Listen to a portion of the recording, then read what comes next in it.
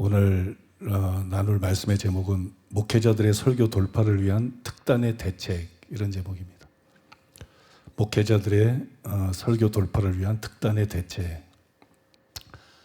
제가 후임을 찾거나 아니면 자체 집회 강사를 찾을 때 이제 가장 뛰어나고 그 다음에 설교를 잘하는 그런 목회자들을 세울 수밖에 없어요. 또 그런 사람을 찾을 수밖에 없는데, 그런데 잘해서 강사로 세웠는데 다음번에 죽을 쓰는 경우가 굉장히 많아요. 여러분도 목회자니까 설교를 들어보시면 저만 판단이 되는 것이 아니라 객관적으로 쉽게 다 자연히 그렇게 판단이 되실 거예요. 저는 이번 집회는 안 그럴 줄 알았어요. 왜냐하면 지난 학생 수련회 때 또 청년 수련회 때 이 목회자들의 설교의 돌파가 제가 좀 위압감을 느낄 정도였기 때문에, 그래서 위압감을 느끼면서도 제가 너무 행복해하고 좋아했기 때문에 이번에는 그렇지 않을 거라고 생각했는데 이번에도 똑같은 일이 일어났어요. 제가 그분들을 탓할 마음은 조금도 없어요. 왜냐 그러면 어쨌든 제가 판단할 수 있는 범위 내에서는 우리 목회자들 중에서 설교를 가장 잘하는 분들을 세운 것이고, 그 다음에 본인들이 얼마나 노력을 많이 했겠어요. 이게 주일날 예배 설교하고는 완전히 다르거든요. 강사로 선되는 것은 이게 개인적으로 이게 무슨 경주와도 같은 것이기 때문에 비교가 되게 돼 있기 때문에 나름대로 최선을 다해가지고 설교를 준비하고 노력을 다했을 텐데, 그런데도 안 된 거거든요. 그런데도 안 된 걸 갖다가 제가 뭐라 그러겠어요. 어떻게 탓하거나 비난할 수 있겠어요. 저도 충분히 이해가 되기 때문에 그런 마음은 전혀 없어요. 그럼에도 불구하고 제가 굉장히 이번 집회 설교를 들으면서 낙심이 됐어요. 도대체 어떻게 해야 될까? 앞으로 또 이런 성회를 열어야 되나 말아야 되나, 그것부터가 고민이 됐어요. 이번에 훌륭한 타임들도 있었지만 전체적으로 봤을 때에는 제 평가는 교회 망신이다, 이런 생각이 들었기 때문에 도대체 이런 집회를 앞으로도 계속 열어야 되나 말아야 되나, 그것도 고민이었고 굉장히 이제 좀 고민이 됐어요. 그래서 그런 고민을 하면서 토요일 날 교회로 오는데 성령께서 제게 이 문제를 해결할 수 있는 키가 되는 그런 말씀을 주셨어요. 교회에 도착하기 전에. 그래서 그것을 여러분들하고 나누고자 합니다. 오래전의 일인데 저는 설교에 대해서 그런 말을 했던 기억이 납니다. 설교라는 게 뭐냐? 이제 학교 선생님이 학생들한테 질문을 던지잖아요. 그러면 이제 그 답을 알거나 답은 아니라도 이제 자신 있는 뭔가 생각이 떠오른 학생들이 자기를 시켜달라고 저요 그러잖아요. 공부 못하는 아이들은 선생님이 시킬까봐 겁내지만 아무튼 저요 그러잖아요.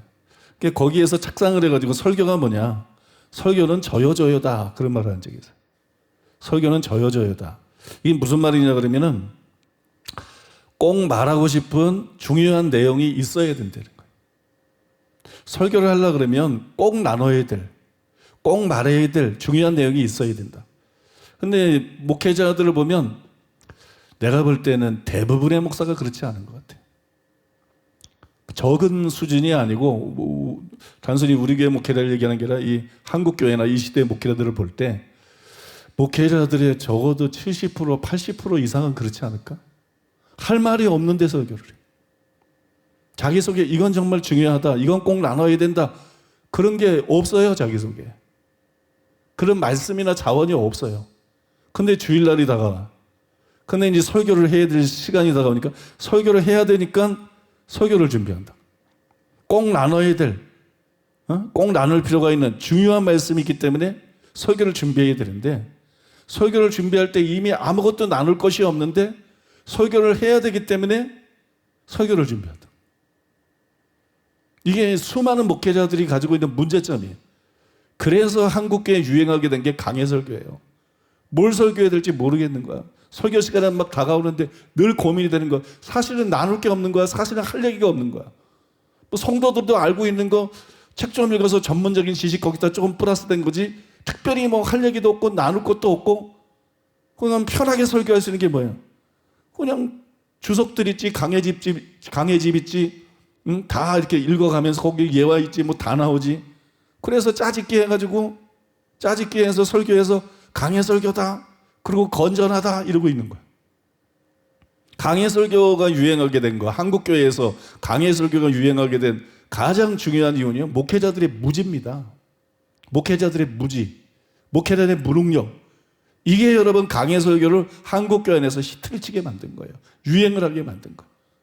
그 대부분의 설교자들이 할 얘기가 없어. 속에서 불이 타는 말씀이 없어.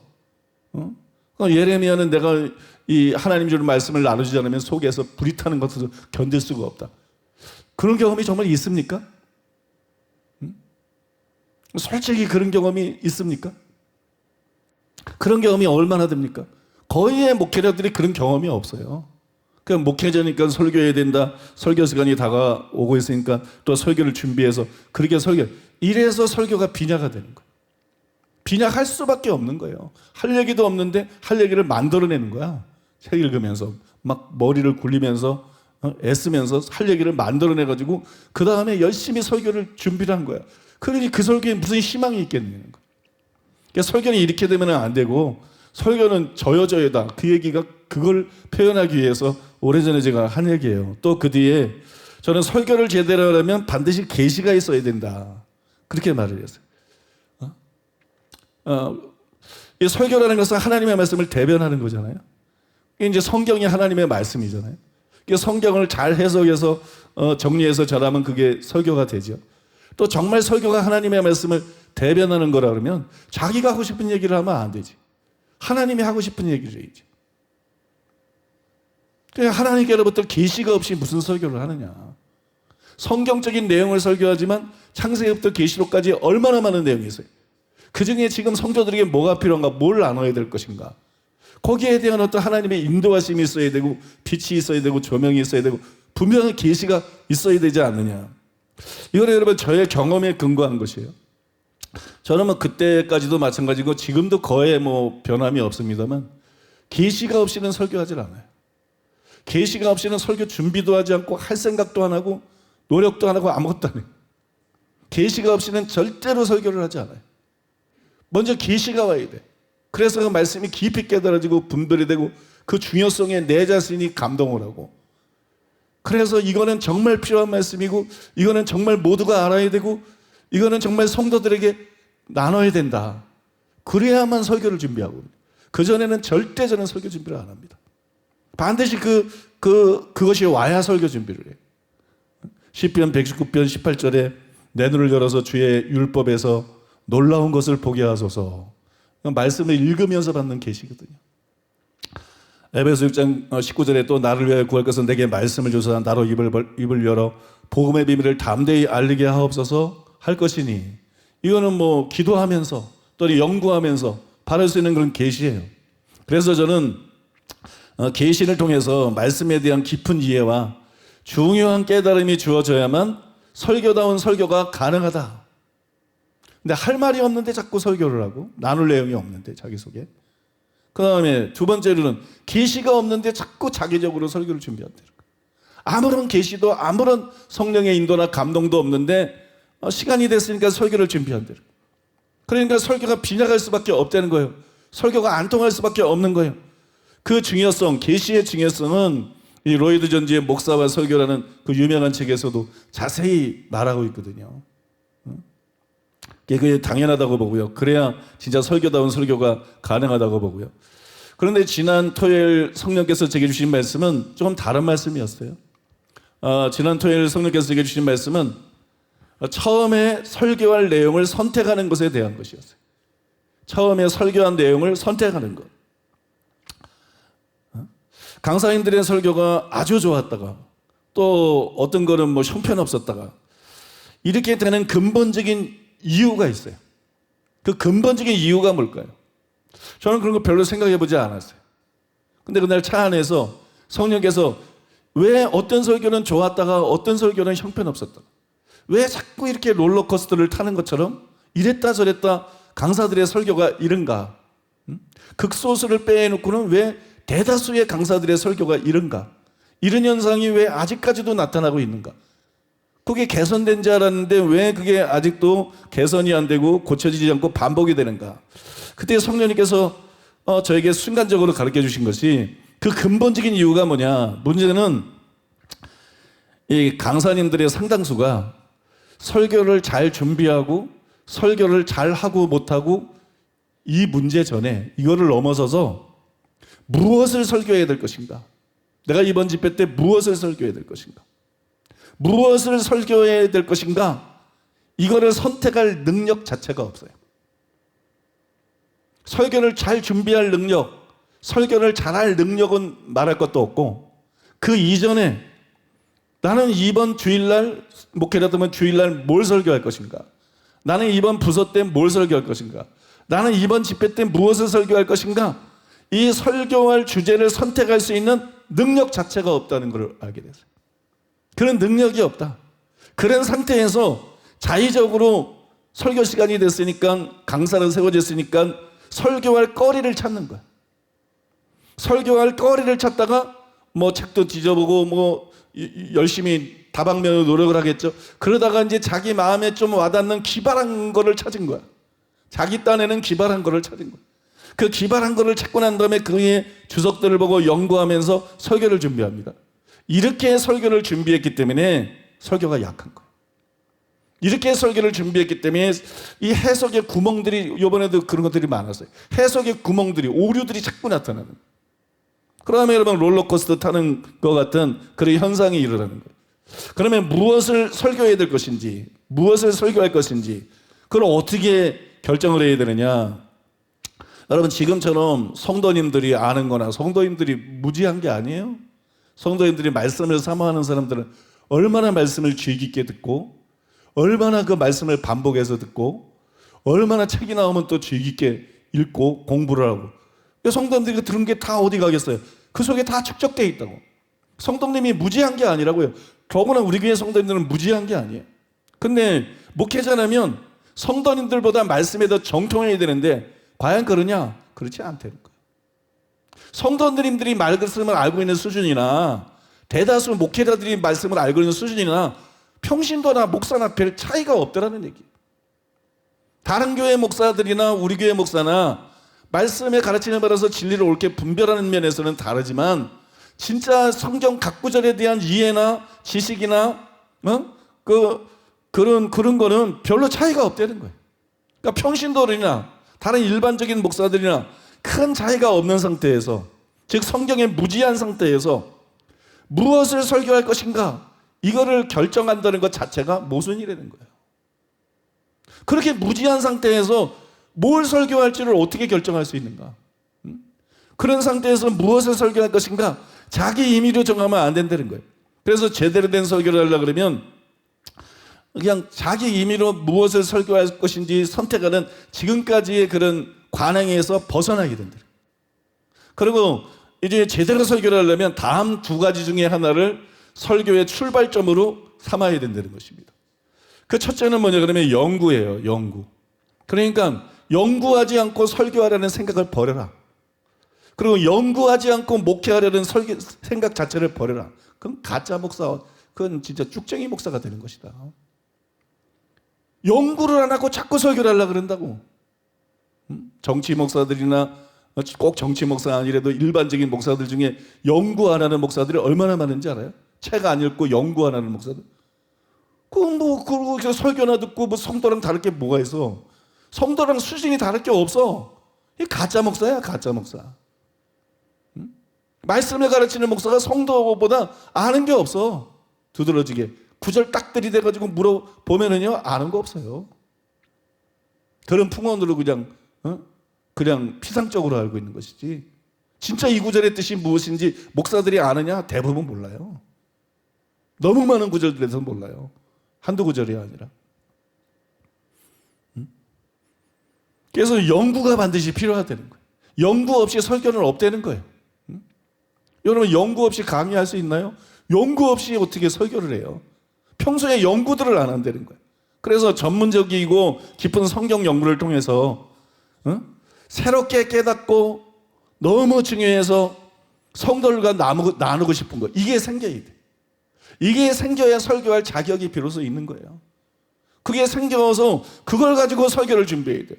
그냥 자기 상태에서 설교 준비하면 거기서 나오는 설교는 빤해요. 그러니까 깊은 연구를 통해서 이건 너무 중요하다. 이건 성도들이 꼭 알아야 된다. 나눠야 된다.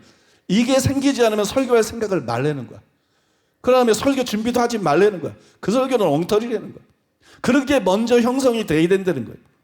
성경 연구 중에서 단순히 한 절이 아니라 한 단락을 깨달으면, 한 단락이나 한 장을 깨달으면 이 성경이 이게 이 시시콜콜한 사상 누각 같은 그런 책이 아니에요. 이 성경은 천천그음보다 귀한 것이고 빛과 같은 하나님의 생명의 말씀이에요. 그래서 한 단락이나 한 장을 피상적으로 알고 있으니까 그러죠. 그거를 진짜 깨달으면 여기서 하나님이 성경 저자들에게 계시해 주신 그 진리가 분명하게 드러나요.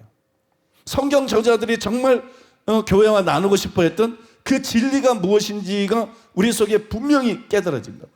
그러면 그게 설교할 내용이에요. 하나님 말씀을 전하는 거 아니에요? 그러니까 그게 설교할 내용이에요. 그래서 한 구절을 깨닫는 거 이런 식이니까 설교가 안 나오는 거야. 깊은 연구를 통해서 접속사라든지 문맥이라든지 이런 거 전부 파악해가지고 그래서 한 단락이나 한 장이 깨달아져야 돼. 그래서 성경 저자들이 정말 하나님께로부터 계시받은 내용이 뭔가, 성경 저자들이 정말 교회에 전하고자 했던 내용이 뭔가, 그게 우리 속에서 다시 살아나야 돼. 그게 우리 속에서 다시 살아나거든. 그래서 그걸 나는 덩어리로 이해한다고 표현할 수 있는데, 성경을 덩어리로 이해해야 돼. 말하고자 하는 거를 덩어리로 이해하는 그런 이해가 우리 속에 오면은요, 그러면 설교는 굉장히 그 다음부터는 쉬워집니다. 말씀이 덩어리로 내 속에 이해되면 내가 전해야 될 내용이 뭔지를 아는 거야. 내가 나눠야 될 내용이 뭔지를 알아요. 그러면 서로는 저절로 나와요. 1대지 저절로 나와요. 2대지 저절로 나와요. 3대지 저절로 나오고 결론 저절로 나와요. 뭘 설교해야 될지가 분명해져요. 그래서 설교가 일사불란하게 준비가 되는 거예요. 그러니까 이게 설교의 시작이 되어야 된다는 것입니다. 이것이 설교의 시작이 되어야 된다. 그냥 설교하는 것은 설교 준비가 아니다. 그건 진짜 설교 놀이하는 것이다. 설교 흉내내는. 두 번째로는 뭐냐면 계시예요. 또 다른 설교의 시작은 계시입니다. 그런데 이 계시라는 것도 진리로 충만하지 않으면 자기 보기에만 대단한 거야. 자기가 느끼기에만 대단하지 자기 수준의 계시를 받게 돼. 남들이 볼 때는 아무것도 아니야. 계시라는 게 그래요. 계시가 절대적인 게 아니에요, 여러분. 자기가 진리로 충만하지 않으면 그냥 자기 보기에만 대단하고 자기가 느끼기에만 대단한데, 뭐 계시받아서 설교한다는데 다른 사람이 볼 때는 너무 수준이 낮고 뭐 별것도 없고 뭐 이렇게 되는 거예요. 그 결과 이 계시를 받아서 설교한다 할지라도 이 말씀이 받쳐주지 않으면 이 성경의 정확한 해석에서 자꾸 빗나간다고. 자기는 감동을 받아서 설교했다, 하나님이 주셔서 이 말씀을 설교했다 그러는데 성경 해석상 이 곁길로 가는 경우들이 굉장히 많고, 자기는 굉장히 감동을 받고 대단한 설교라고 생각하는데 성도들은 전혀 은혜를 못 받는 이런 일들이 막 벌어지는 거예요. 성경 연구가 뒷받침돼야 이런 함정에 빠지지 않을 수가 있고 이런 문제에서 벗어날 수가 있다는 것입니다. 그러니까 결국 말해서 관건은 뭐냐? 결국 관건은 성경 연구예요. 성경 연구 없이 설교한 죄들을 회개해라. 성경 연구 없이 설교한 죄들을 회개해라. 성경 연구가 하루 한다고 됩니까? 한 달 한다고 됩니까? 1년 한다고 됩니까? 이게 삶이 돼야 되는 거예요. 성경 연구가 삶이 돼서 그 말씀에 관한 이해와 분별력과 깨달음이 내 속에도 축적이 돼야 되는 거예요. 내 속에서 축적이 돼야 돼. 근데 성경 연구 없이 너무 설교들을 해왔다는 거예요. 그러면 목사들이 또 나름대로 다 성경 연구 한다고 생각해요. 근데 왜 안 되지? 여러분 성경 연구를 어떻게 하나요? 내가 좀 개인적으로 물어보고 싶어. 한 분 한 분 목사님들한테, 목사님은 성경 연구를 어떻게 하고 있습니까? 평소에. 안 하고 있는 사람들 많아요. 오늘 회개하셔야 되고. 진짜 목사 자격이 없는 거야. 응? 직무유기고. 목사님은 성경을 연구를 어떻게 하고 있습니까? 그러면 사람들이 성경을 어떻게 연구해야 되는지 방법을 몰라. 그러니까 뭐 고작 성경 좀 읽고 뭐 기도 좀 하고 뭐 독서 좀 하고 뭐 이러고 자기가 성경 연구했다고 착각을 한다.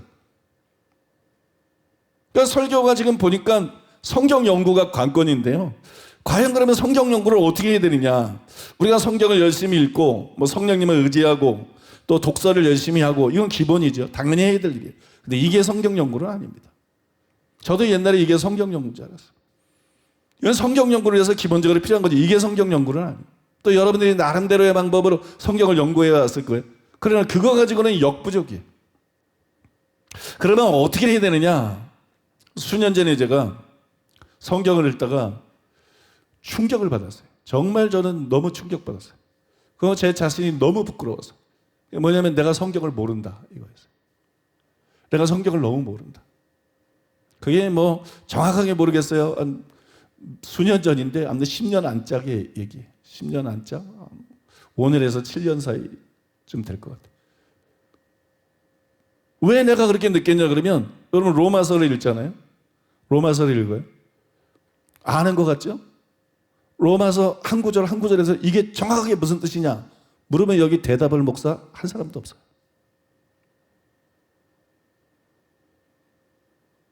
정확하게 이게 무슨 뜻이냐? 이 구절이 무슨 뜻이냐? 근데 내가 그런 거예요. 내가. 익숙한데 어렴풋이 알 것 같은데 이게 성경의 여러분이 알겠지만 이 성경의 표현이라는 것은 우리 일반적으로 사용하는 말하고 틀리잖아요. 우리 일반적으로 사용하는 말들은 의미가 분명하잖아요.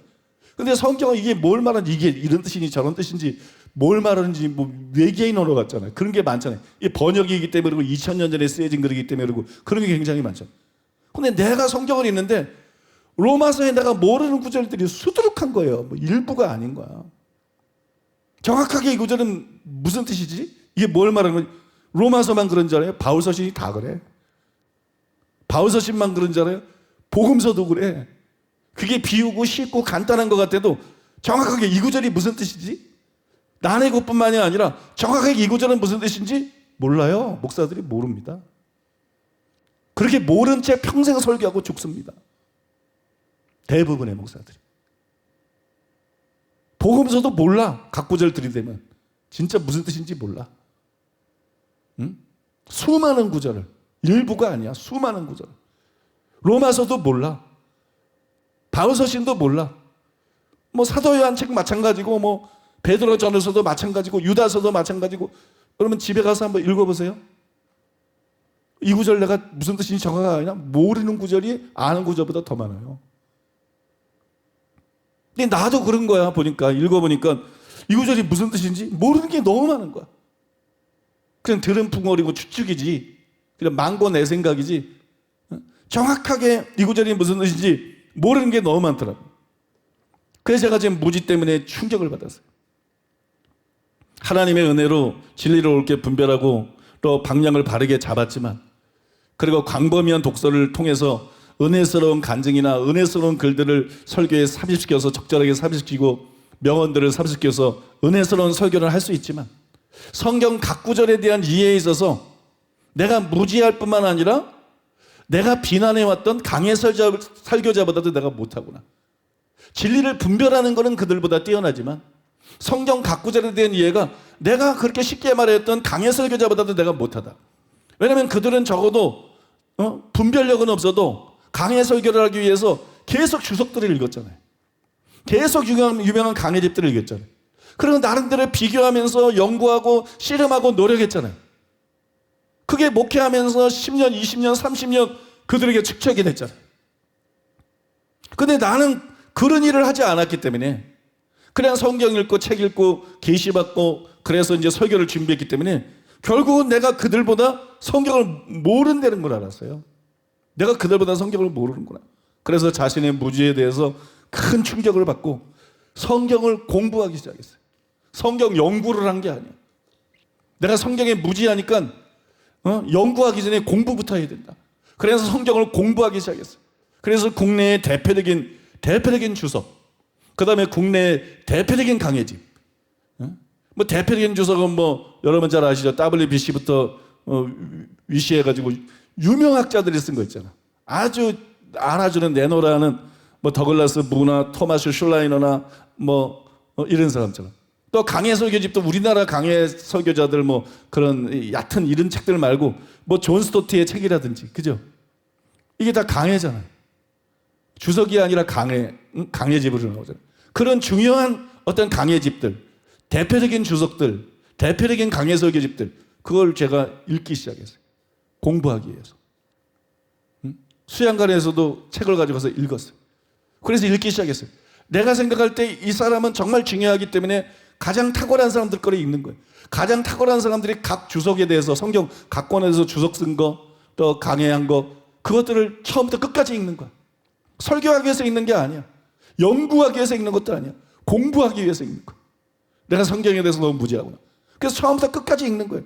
그래서 그 당시 유명한 주석들, 탁월한 주석들, 그 다음에 탁월한 강해집들, 이건 내가 꼭 봐야 된다. 그런 거로 내가 다 읽었어요. 한 권 한 권씩 해서 다 읽었어요.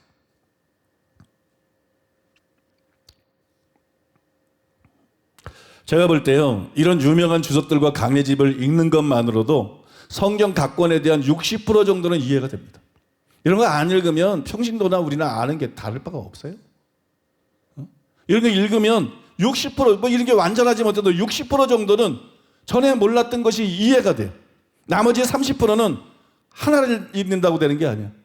다른 모든 주석서들과 비교하면서 씨름하면서 연구할 때 나머지 30%의 어떤 성경에 대한 이해가 보강이 됩니다. 그리고 나머지 약 10% 정도는 어떤 주석에도 답이 안 나오기 때문에 성령님만 의지하고 기도하고 씨름할 때 하나님의 은혜로 계시를 통해서 보강이 되고 주어지는 거예요. 이렇게 해서 성경 해석이 완성이 되는 거예요. 이런 과정을 통해서 성경 해석이 완성이 됩니다. 그러므로 성경 각권에 대한 유명한 주석과 강해집을 읽는다고 완전한 건 아니에요. 그러나 적어도 60%라는 기반이 형성이 된다는 거예요. 60%라는 기반이 형성이 돼요. 그리고 이것에서 수많은 설교들이 태동하게 됩니다. 여러분이 알고 있는 건 평신도도 알고 있는 수준이야, 대부분. 목사하고 평신도하고 다르다고 생각하는데 그게 착각이에요. 본인이 연구하고 공부하지 않으면 목사가 연구한 걸 들은 성도들하고 다를 바가 없어요, 여러분. 오히려 그보다 못한 목사들도 많아요. 그보다 못한 목사들도. 그러니까 여러분, 이렇게 60% 정도 기반이 형성되게 되면 내가 그냥 알고 있는 거 가지고 설교를 준비하는 게 아니라 이게 60% 정도 기반이 형성이 되게 되면 거기서 수많은 설교들이 태동이 된다. 내가 몰랐던 걸 알게 된 거야. 중요한 진리들을 알게 된 거야. 분별하게 되고 깨닫게 되고. 이게 너무 귀하게 느껴지기 때문에 자기가 안 것도 감격스러웠는데 이거를 다른 사람하고 나는, 그게 설교의 시작이 되는 거예요. 그게 설교의 시작이다. 그 다음에 더 나아가서 이게 마중물이 되는 거예요. 마중물이 되는 거. 내가 볼 때 교수들의 이 한계가 그건 것 같아. 강해설교자들의 한계가 그것 같아. 왜 이런 좋은 주석들을 읽었는데, 왜 이런 강해집을 들었는데 우리나라 강해설교의 수준이 이거밖에 안 되고 이렇게 분별력들이 없고 이렇지? 이게 뭐냐 그러면 그게 마중물이 돼야 되는데 마중물이 안 되는 거야. 왜냐하면 성령께로부터 말씀의 은사를 받지 못한 거야. 성령의 가르침이 없는 거야. 성령의 계시가 없는 거야. 그러니까 그것만 딱 받고 끝난 거예요. 근데 정말 성령님을 의지하고 성령의 가르침을 받고 이 지혜의 말씀의 은사가 임해 있는 사람들은 그 주석을 읽고 강해집을 읽은 것에서 배운 한 60% 정도가 마중물이 됩니다. 그래서 거기서 수많은 계시들이 임합니다. 거기서 수많은 계시들이 임하고 거기서 수많은 계시적인 놀라운 설교들이 새로 태동이 되게 돼요. 이거를 설교거리로 삼아야 된다. 이게 설교의 시작이 돼야 된다는 것이에요. 바로 여러분 지금 말씀드린 이 두 가지가 설교 준비의 시작점이 되어야 됩니다. 그 후에 모든 주석들을 읽으면서 비교하고 연구하고 설교를 준비해야만 돼요. 집회설교뿐만이 아니라 주일설교도 마찬가지입니다. 강사는 강사로 했기 때문에 주일설교가 중요하지, 목회자들은 주일설교보다 중요한 게 있어요. 주일설교도 마찬가지고 부서설교도 마찬가지고 모든 설교를 그렇게 준비해야 돼요. 모든 설교를 너무 무성의하고 너무 어떤 원칙도 없이 그냥 끄적끄적거려가지고 그걸 설교라고, 이런 습관에서 이제는 벗어나야 돼요. 그렇게 하면 분명히 설교의 차원이 달라집니다. 저는 이것이 이번 집회 강사뿐만이 아니라 모든 목회자들, 그리고 이제 설교 테스트를 받는 신학생들이 제대로 된 설교를 할 수 있는 돌파의 비결이라고 생각해요. 하면 이 주석만 읽으면 될까요? 주석이랑 강해집만 읽으면 될까요? 그렇지가 않아요. 그 외에 양서들도 읽어야 돼요. 옛날에 제가 영성운동 책을 많이 읽었는데 시간이 아까워. 뭐 릭조이너 책을 위시해서 영성운동 책 많이 읽는데 그런 거 읽을 필요 없어요. 찰스 피니, 존 웨슬리, 썬다스윙, 캐더린 쿨만, 케네스 핵인 이런 책들은 정권을 다 읽어야 돼. 정권을 다 읽고 자기 거를 만들고 소화해야 돼. 그 외에 뭐 에이든 토저나 존 비비어나 후아르 까르로스 오르티즈나 뭐 그 외에 여러 사람들 이런 거는 일부 그 책이 다 같이 있는 건 아니에요. 그 중에 일부를 읽어야 돼. 아무튼 그 책에 대해서 전부 다 말씀드릴 수는 없지만 좋은 양서들도 읽어야 돼요. 왜냐하면 좋은 예화, 그래야 좋은 예화들을 발견할 수 있어요. 그냥 시중에 떠도는 이 목사 저 목사가 수백 번 수천 번 써먹은 그런 예화 가지고는 성도들을 감동시킬 수가 없어요. 자기만의 예화가 있어야 돼. 자기만의 예화. 자기만의 예화. 이번에 내가 설교를 우리 목회자들 설교 들어보면 다 내가 사용한 것들을 너무 많이 사용해. 자기가 독서해서 자기만의 예화가 있어야 돼요. 자기만의 명언이 있어야 되고 이 자기만의 소재들이 있어야 돼요. 설교에는 논리적인 해석하고 설명뿐만이 아니라 좋은 예화나 감동적인 간증을 나누는 것도 이게 굉장히 필요하다. 어떤 분은 목사님은 그렇게 안 하잖아요. 예화 잘 사용 안 하죠. 옛날에는 많이 했지. 지금은 내가 예화를 나눌 시간이 없어요. 영혼육 설교가 A4지로 300페이지입니다. 영혼육에 대해서 논리적으로 설명하는 것만 A4지로 300지. 그건 내가 지금 다른 말을 할 틈이 없어요. 다른 뭐 예화들을 많이 들 수 있는 틈이 없어요. 그 다음에 저는 단순히 성도들에게 은혜 끼치는 게 아니라 진리를 정확하게 정립하는 걸 목표로 삼고 있다.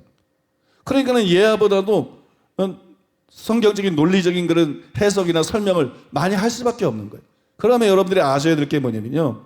예화를 사용하지 않고 예화나 간증을 사용하지 않고 성도들이 주의를 흐트러지지 않게 만들고 정말 집중해서 은혜 받게 만들란다.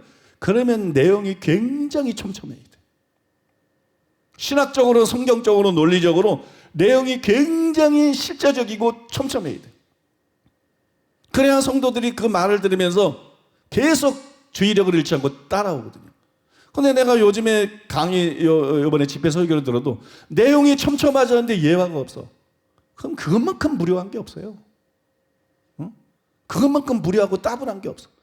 내용은 촘촘하지 않은데 은혜스러운 간증이라도 있어야지. 응? 은혜스러운 예화라도 있어야 거기서 성도들이 쉼을 얻고 거기서 성도들이 은혜를 받고 그러는데 내용도 깊이가 없고 늘 했던 얘기고 빤한 얘기를 줄줄이 하고 있으면서 예화는 이거는 설교 빵점입니다. 우리 김도호 목사님 내가 말씀을 이미 강대성에서 했기 때문에 말하지만 네 번째 시간 설교 참 잘했어요. 거기 봐봐요. 설명뿐만이 아니라 적절한 예화가 있잖아. 적절한 예화가 있고 유머가 있고 그러니까 성도들이 얼마나 편하게 그죠? 얼마나 은혜 받으면서 호응하면서 웃으면서 설교는 그렇게 해야 되는 거예요. 설교는 그렇게 해야 돼. 집회도 그렇게 해야 되고.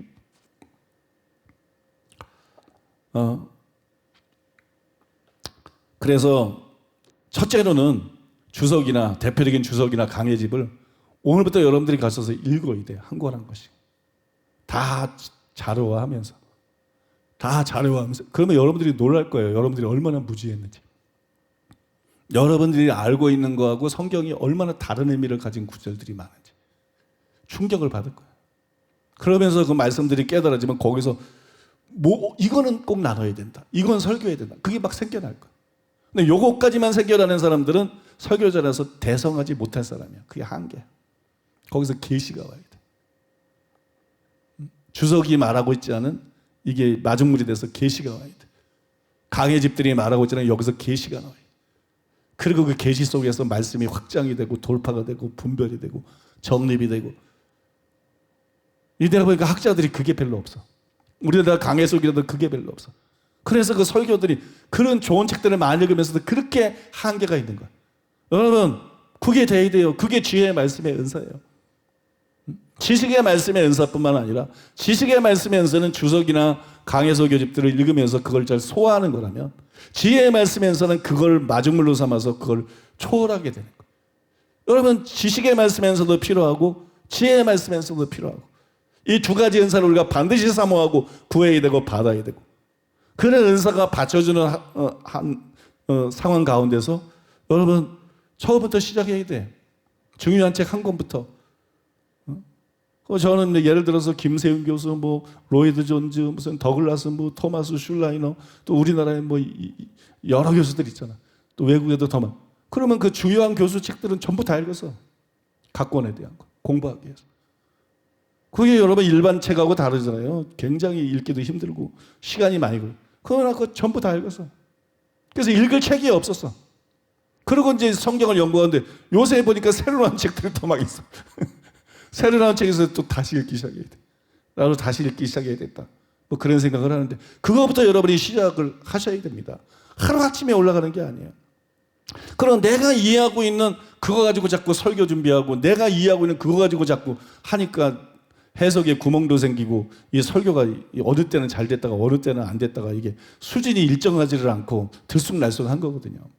그러나 이렇게 적어도 세계적인 학자나 세계적인 강해 설교자가 어느 한 구절이 아니라 한 장에 대해서 한 단락에 대해서 계속 한 절 한 절 꼼꼼히 해석하는 걸 들으면 이 장이나 단락에 대한 이해가 우리 속에 증가가 된다고. 거기서 새로운 차원의 설교가 나온다고요. 그러면 그 엉터리 해석도 많이 줄어든다고요. 엉터리 해석도 많이 줄어들고 그 다음에 성도들에게 어필되고 은혜 받을 수 있는 그런 설교들이 비로소 가능해지기 때문에 여러분들이 그렇게 하셔야 된다는 거예요.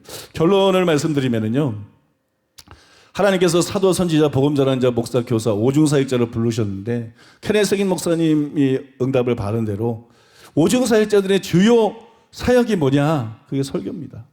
선지자가 예언이 아니라 설교자의 주 사역은 먼저 설교고 그 다음에 예언입니다. 복음전도자가 기적이 아니라 기적 이전에 먼저 설교입니다. 그러니까 오중사역자의 가장 주요 사역이 뭐냐? 설교입니다. 이 설교라고 하는 것은 예수님의 삼중사역의 첫 번째였어요. 진리를 가르치시고 천국 복음을 전파하시고 모든 약한 것과 병자를 고치시고, 그죠? 예수님의 사역의 가장 이 으뜸을 차지하고 있는 것이 바로 이 설교였어요. 그래서 신학생 중에 우리 교회 목회자가 되려면 여러 가지를 보지만 그 필수적으로 볼 수밖에 없는 게 뭐냐? 설교를 잘해야 돼. 다른 신학생보다 설교에 있어서 두각을 나타내지 않으면 목회자로 뽑히질 않아요. 또 여러분 목회자 중에서 여러분처럼 지교회 담당이 되려면 설교를 잘해야 돼. 다른 거 다 봅니다. 근데 그 중에 반드시 볼 수밖에 없는 게 설교를 잘해야 돼.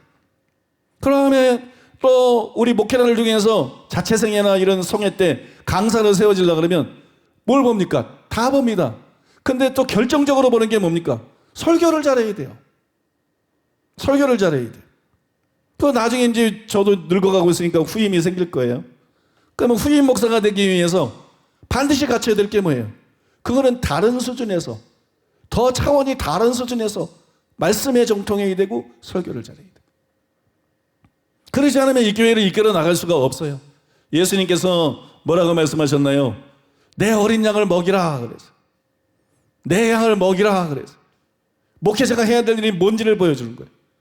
목회가 무엇인지를 보여주는 거예요. 목회는 어린 양을 먹이는 거예요. 내 양을 먹이는 거예요. 먹이는 거예요. 목회는 설교입니다.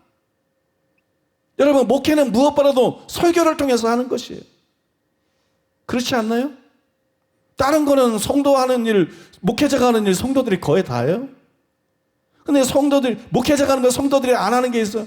그게 설교예요. 목회는 여러분, 무엇보다도 설교하는 겁니다. 양들을 먹이는 겁니다.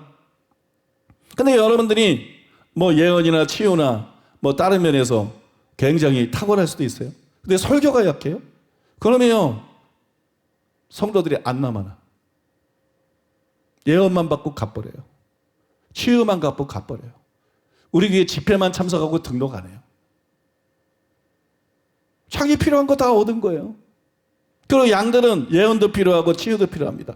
근데 양들에게 예언보다 7배는 더 필요한 것은, 치유보다 7배나 더 필요한 것은 말씀이에요. 먹을 거예요. 말씀.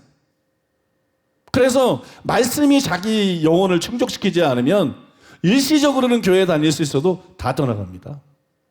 결국 여러분 다 떠나갑니다. 말씀이 받쳐줘야 진짜 목회가 가능해진다는 거예요. 근데 설교를 못하면서 어떻게 목회자가 될 생각을 하고, 설교를 못하면서 어떻게 여러분 리더가 될 생각을 하냐는 거예요. 그건 불가능하다는 것이에요. 그래서 제가 오늘 여러분들에게 그 비결을 말씀드린 것입니다. 진짜 제대로 설교하려면, 진짜 통하는 설교를 하려고 그러면 어떻게 되느냐, 그 비결을 소개해 드렸는데, 그러면 여러분들이 이걸 들은 데서 멈추지 말고 반드시 실천하시기 바랍니다. 말씀드렸잖아요. 성경 연구를 어떻게 하고 있느냐. 무작위로 나도 책 많이 읽었어요. 내가 중요하다고 판단해서 읽어야 될 책이 없을 정도로 벌써 20년 전에 그럴 정도로 책 많이 읽었어요. 대형 서점들을 이잡듯이 뒤지면서 전국 서점들을, 서울뿐만 아니라 울산에서 서울의 서점, 대형 서점들 다 뒤지고, 타도시에 가면 나는 서점부터 갔어요. 기독교 서점부터. 그래서 서점에 있는 책을 한 권도 빼놓지 않고 첫 번에서 끝까지 다 검토했어요. 항상. 그래서 서점에 가면 시간이 뭐 한없이 지나가. 그래서 읽어야 될 책들은 전부 꼽아서 다 읽었어요. 근데 그거 가지고 안 되더라는 거야.